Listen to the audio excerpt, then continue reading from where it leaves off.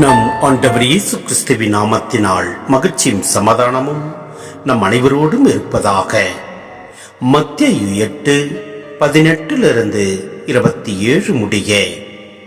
இயேசு திரளான மக்கள் தம்மை சூழ்ந்திருப்பதைக் கண்டு மறுகரைக்கு செல்ல சீடர்களுக்கு கட்டளையிட்டார். அப்பொழுது மறைநூல் அறிஞர் ஒருவர் வந்து, போதகரே, நீர் எங்கே சென்றாலும் நானும் உம்மை பின்பற்றுவேன் என்றார்.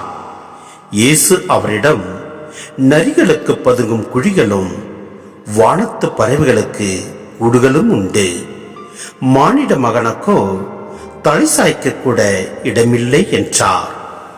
இயேசுவின் சீடருள் மற்றொருவர் அவரை நோக்கி, ஐயா, முதலில் நான் போய் என் தந்தையை அடக்கம் செய்துவிட்டு வர அனுமதியும் என்றார்.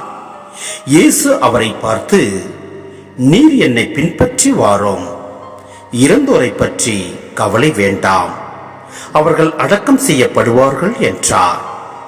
பின்பு இயேசு படகில் ஏறவே அவருடைய சீடர்களும் அவரோடு ஏறினார்கள். திடீரென கடலில் பெரும் கொந்தளிப்பு ஏற்பட்டது. படகுக்கு மேல் அலைகள் எழுந்தன. ஆனால் இயேசு தூங்கிக் கொண்டிருந்தார். சீடர்கள் அவரிடம் வந்து, ஆண்டவரே, காப்பாற்றும், சாகப் போகிறோம் என்று சொல்லி அவரை எழுப்பினார்கள்.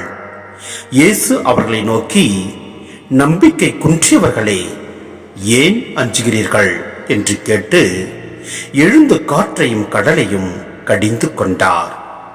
உடனே மிகுந்த அமைதி உண்டாயிற்று. மக்கள் எல்லாரும் காற்றும் கடலும் இவருக்கு கீழ்ப்படுகின்றனவே, இவர் எத்தகையவரோ என்று வியந்தனர். சிந்தனை: இப்பகுதியில் இயேசுவை பின்பற்றுவதில் நாட்டம் கொண்டிருந்த இரு சீடர்களை பற்றி மத்தேயு குறிப்பிடுகின்றார்.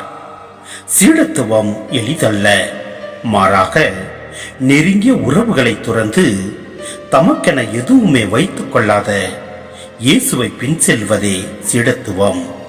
இதைத் தொடர்ந்து வரும் காற்றையும் கடலையும் அடக்கும் நிகழ்ச்சி நம் துன்பங்களிலே இயேசு நமக்கு ஆறுதல் தந்து வழி நடத்துவார் என்ற நம்பிக்கையில்தான் நம் சீடத்துவம் தழைக்க முடியும் என்ற உண்மையை சொல்லுகின்றது.